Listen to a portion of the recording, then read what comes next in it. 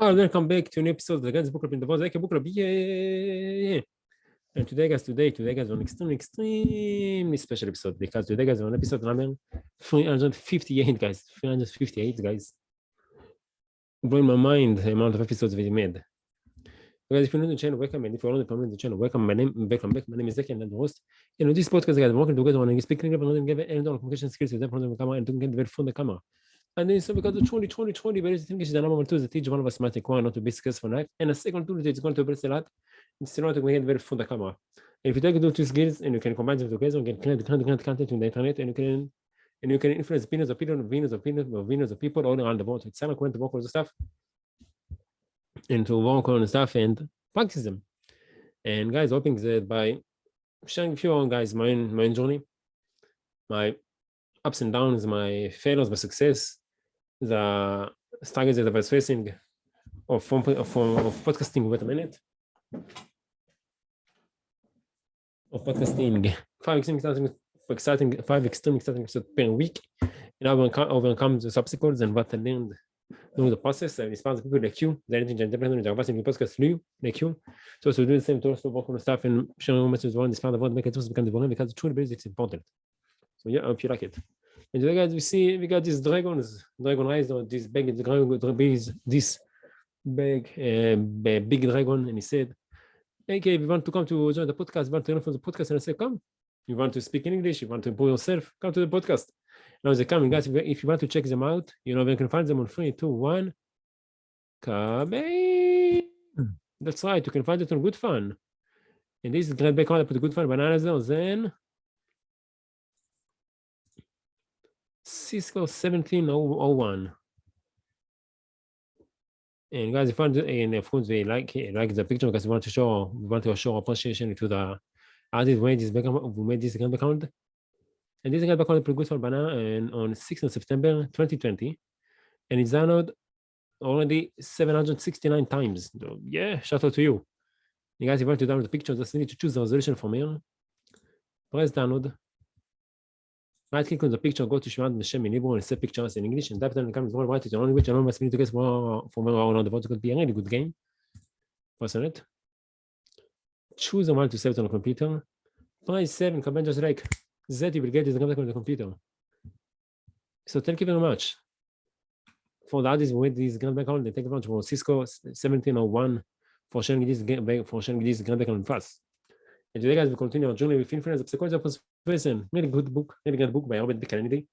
And I learned so much from each episode. So welcome, you can join me. I hope that you learn this much, at least as much as I do.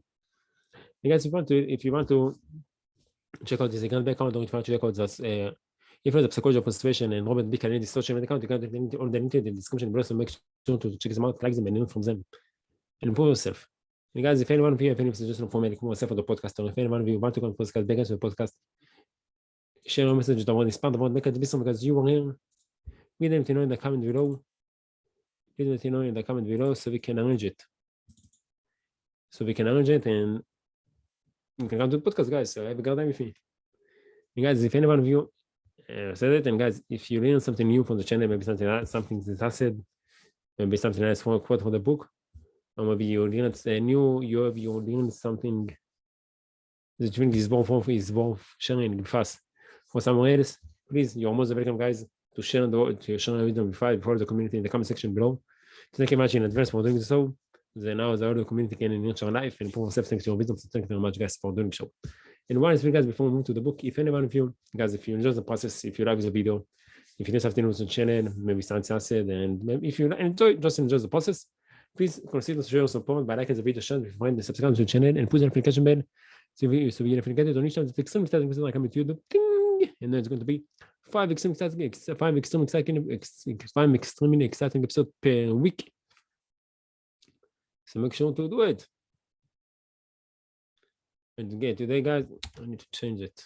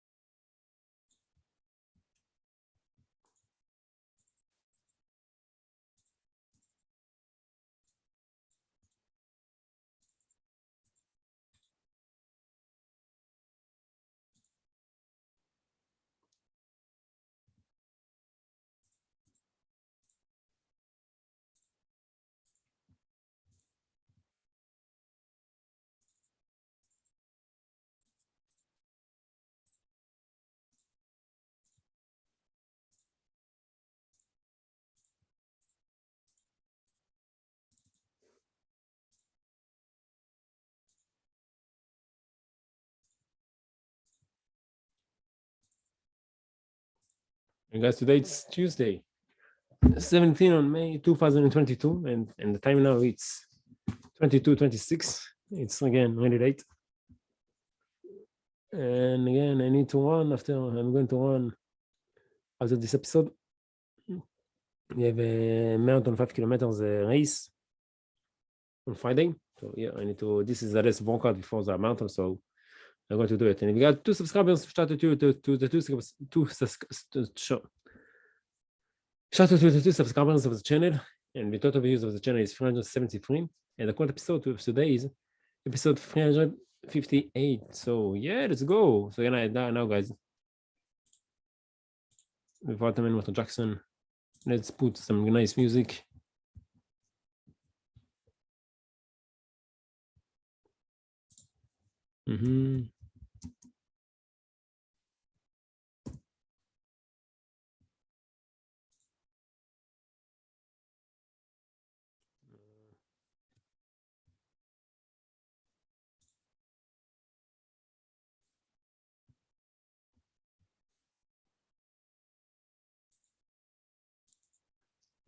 Gustavo Lima.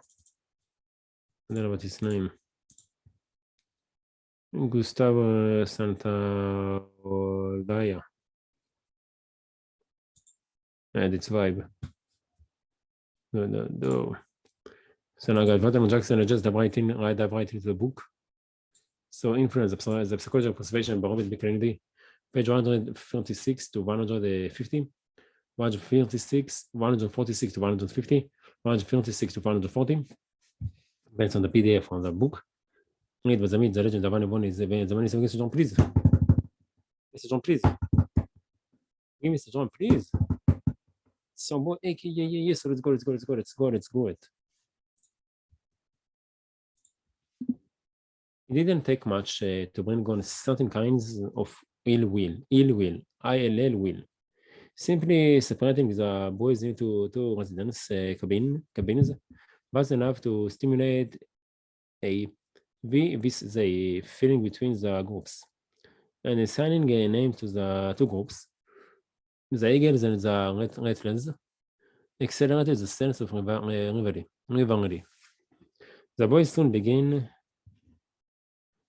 to demean the qualities and the accomplishments of the other group. But those forms of hostility were minor compared to what occurred when the experimenters purposely introduced competitive activities into the factions meetings with one another. Cabin against cabin treasure hunts, tugs of war, and athletic contests produces name calling and physical friction. During the competitions, members of the opposing team were labeled cheaters, sneaks, and stinkers. Afterward, cabins were raided, rival banners were stolen and burned, threatening signs were posted, and the lunchroom scuffle were commonplace. At this point, it was evident to sheriffs that the recipe for this ceremony was quick and easy. Just separate the participants into groups and let's sit for a while in his own juices. Then mix together over the flame of continuing the competition. And there you have it. Cross-group hatred at a rolling boil. A more challenging issue than face the experimenters. How to remove the entrance the hostility they had created. The first tried the contact approach of bringing the bands together more often. But even when the joint activities were pleasant ones, such as movies and social events, the results were disasters.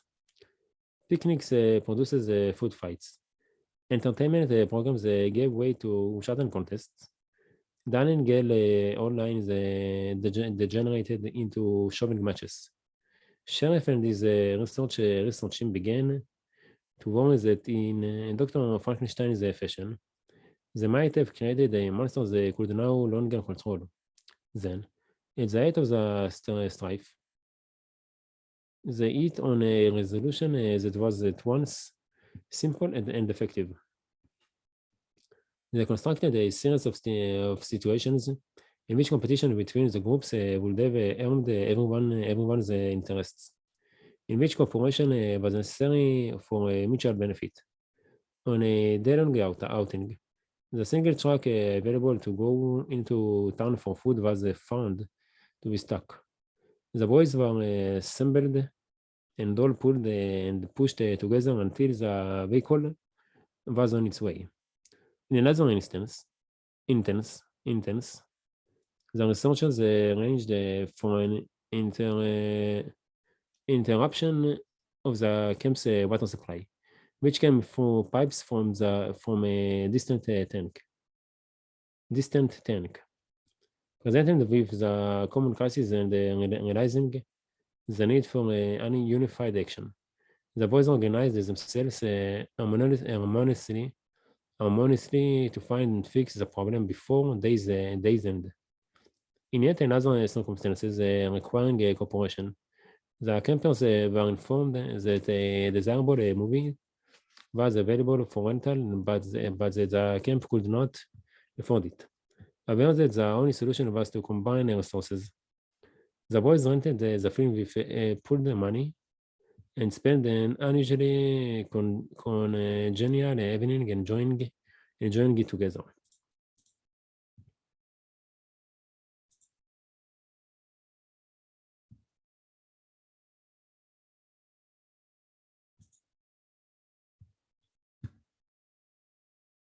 Whoopty. A mix.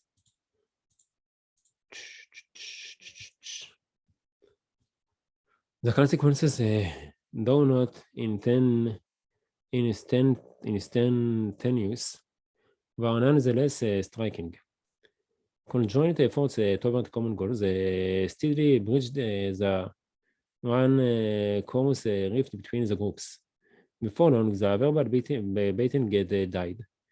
The jostling in line is ended, and the boys began to intermix at the meal tables.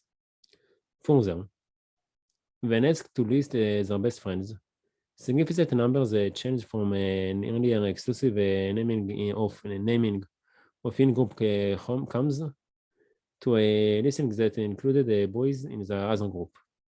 Some even thanked the researchers for the opportunity to rate their friends again because they realized they had changed their minds since the old days.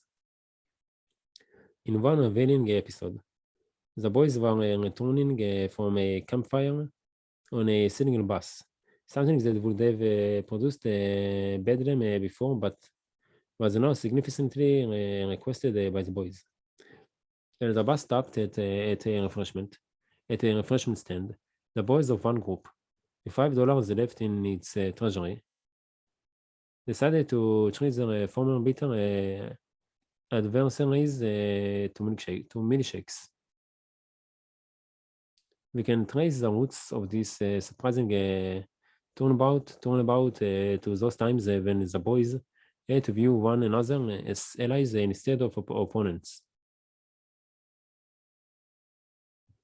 The crucial procedure was the experimenters' imposition of common goals on the groups. It was a cooperation required to achieve those goals that finally allowed the rival group members to experience one another as reasonable fellows, valued helpers, and friends. And when success resulted from the mutual efforts, it became especially difficult to maintain feelings of hostility towards those who had been teammates in the triumph. Back to school. In the welter of racial tensions that followed the school desegregation, certain educational psychologists began to see the relevance to the classroom in sheriff's findings. If only the learning experience This could be modified to include at least occasional interethnic cooperation toward the mutual successes. Perhaps cross-group friendships would have a place to grow. Although similar projects have been underway in various states, and especially an interesting approach in this direction, termed the Jigsaw Classroom, was developed by Elliot Aronson and his colleagues in Texas and California. The essence of the Jigsaw route to learning is to require that students work together to master the material scheduled for an upcoming examination. This is accomplished by forming students into cooperating teams and giving each student only one part of the information, one piece of the puzzle, necessary to pass the test. Under this system, the students must take turns teaching and helping one another. Everyone needs everyone else to do well. Like sheriff's campaigns working on tasks that could be successfully accomplished only conjointly, the students became allies rather than enemies. We tried innocently desegregated classrooms. The Jigsaw approach has generated impressive results. Studies have shown that, compared to other classrooms in the same school using the traditional competitive method, Jigsaw learning stimulated significantly more friendship and less prejudice between ethnic groups. Besides this vital reduction in hostility, there were other advantages: self-esteem, liking for school, and test scores improved for minority students, and the white students benefited too. So self-esteem and liking for school went up, and the test performance was at least as high as that of whites in the traditional classes. Gains such as those cry out for more detailed explanations. What exactly goes on in the Jigsaw classroom to account for effects? We had long ago lost hope of attending in the public schools. A case study provided by Aronson helps us to understand better. It relates the experiment of Carlos, a young Mexican-American boy who found himself in a Jigsaw group for the first time. Carlos' job was to learn and then convey to his teammate information on the middle years of Joseph Pulitzer. A test on the famous newspaperman's life would soon face each group member. Aronson tells what happened.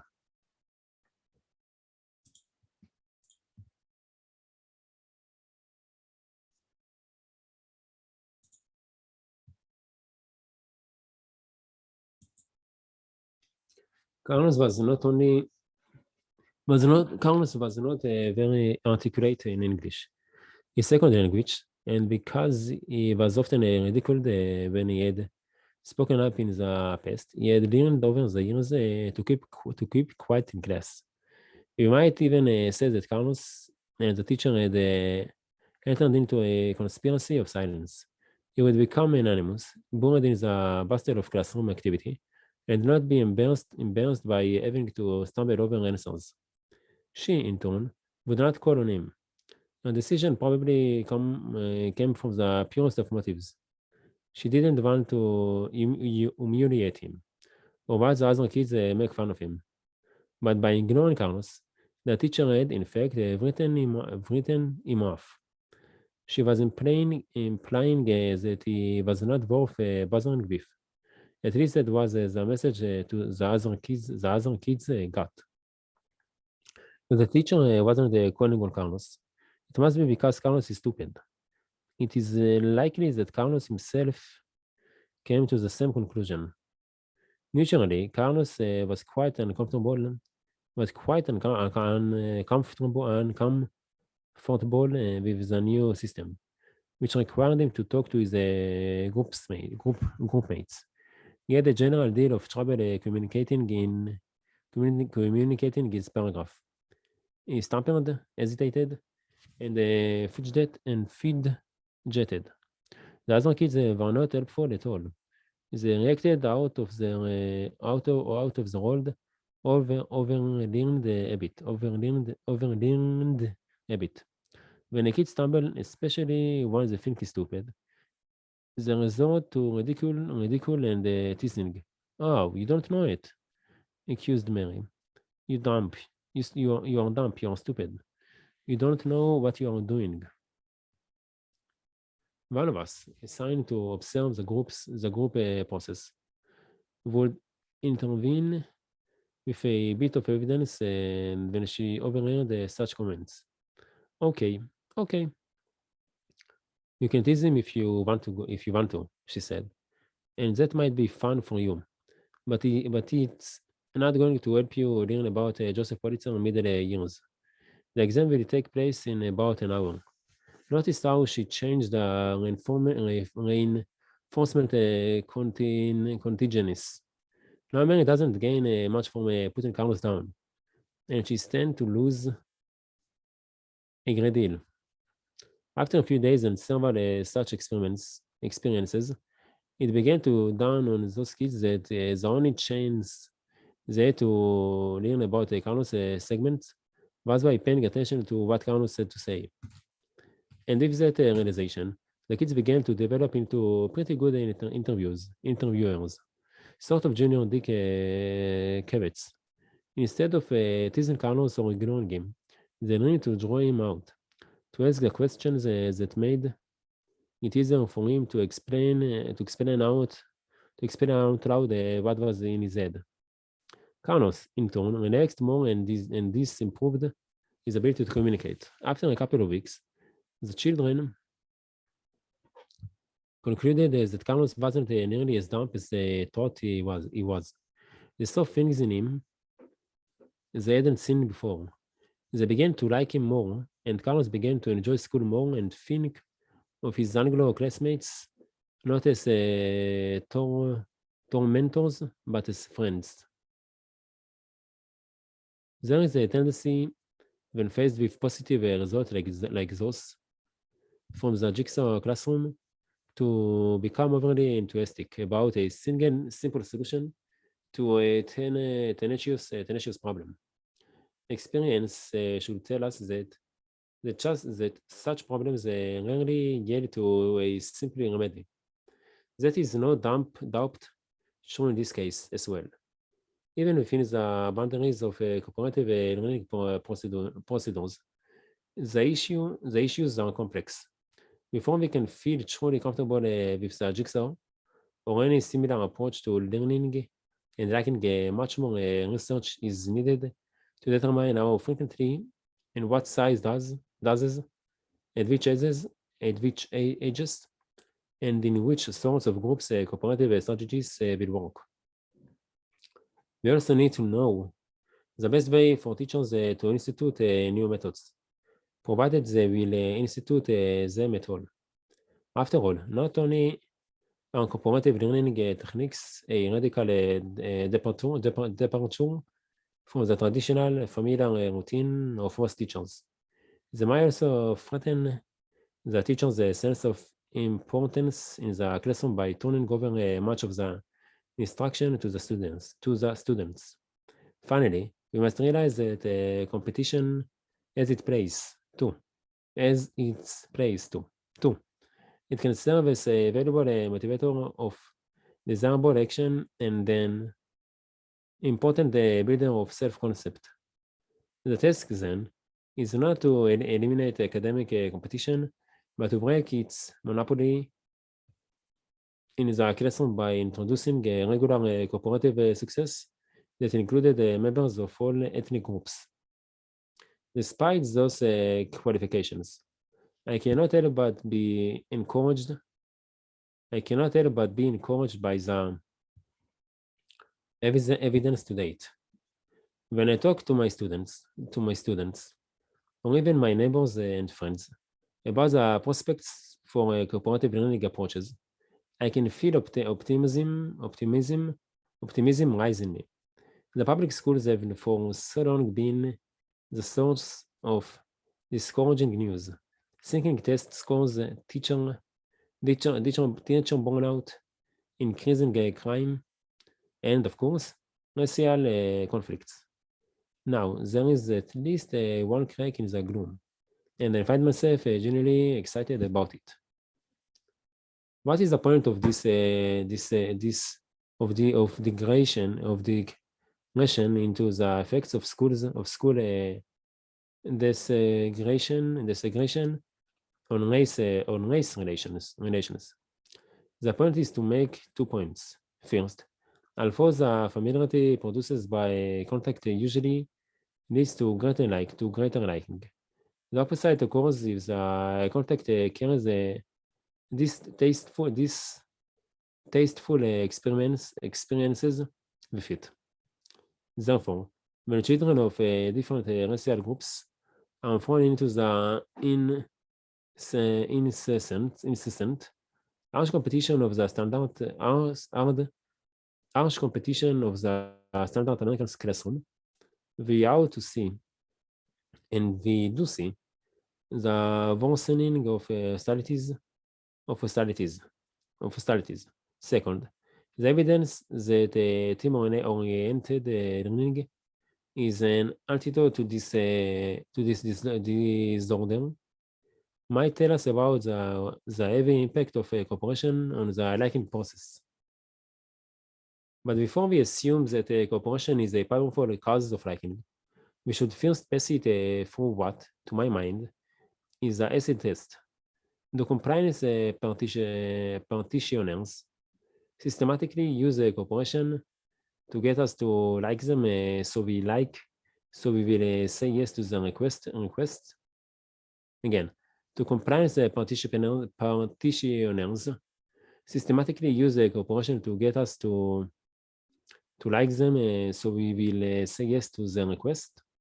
Do they point it out when it exists naturally in a situation?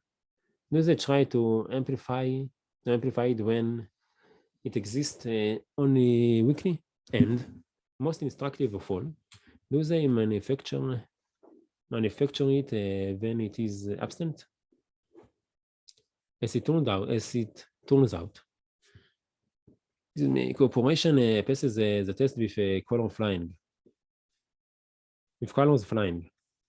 Compliance professionals are forever attempting to establish that they are working for the same goals, that we must pull together for mutual benefit, that they are, in essence, our teammates.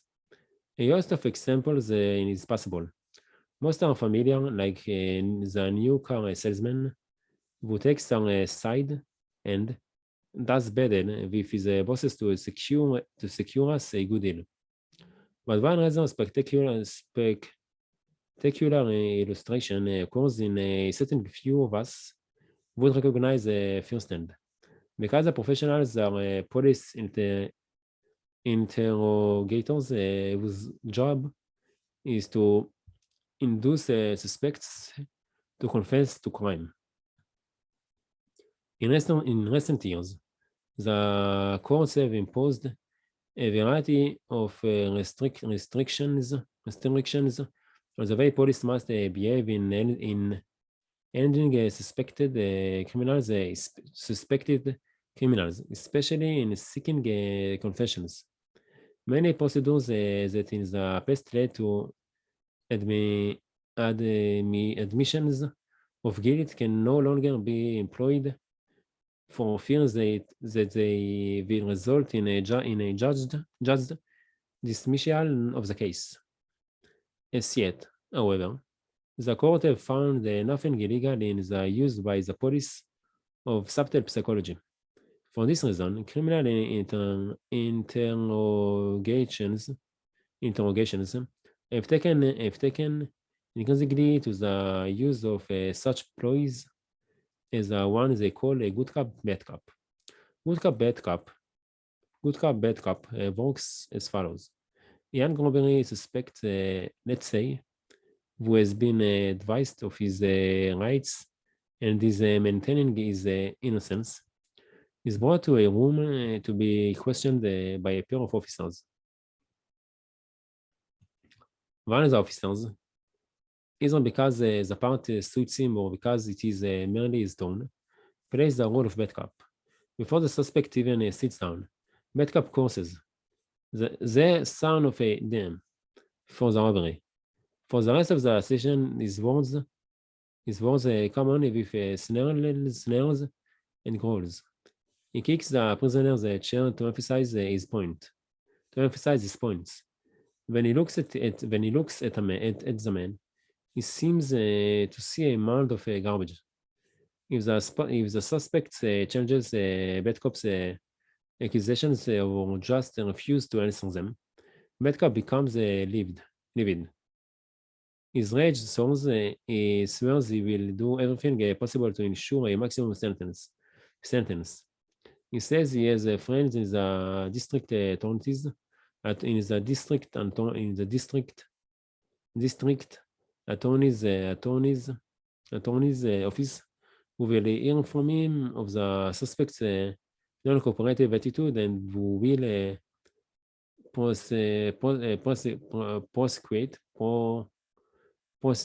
prosecute and who will prosecute the case sound. And guys, guess what?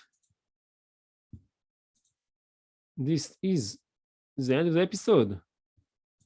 So I thank you much for joining me. I put effect to choose invest time to choose to invest your time for me. And I can't to see you on tomorrow episode of the next episode of the Guns Book in the board. Until then, have a good time. Take care of yourself and bye. So guys, I told you today is Thursday, 17 on May 2022, and time now it's 22:53. Wow. I'm tired, but now it's time to run. So let's go.